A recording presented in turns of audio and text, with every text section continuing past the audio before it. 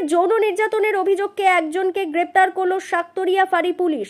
Asansol Durgapur police কমিশনারেটের Kulti থানার শাকতরিয়া ফাঁড়ি এলাকার ডিশেরগড় মসজিদ পাড়ার এক 27 বছর বয়সী মহিলাকে 1 বছর ধরে ভয় দেখিয়ে শারীরিক সম্পর্কের অভিযোগ উঠেছে।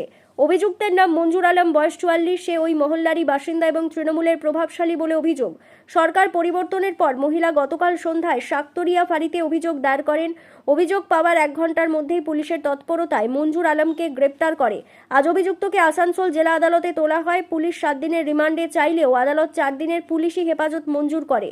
মুখ্যমন্ত্রী জিরো টলারেন্স নীতির নির্দেশ মেনেই পুলিশের এই দ্রুত পদক্ষেপ।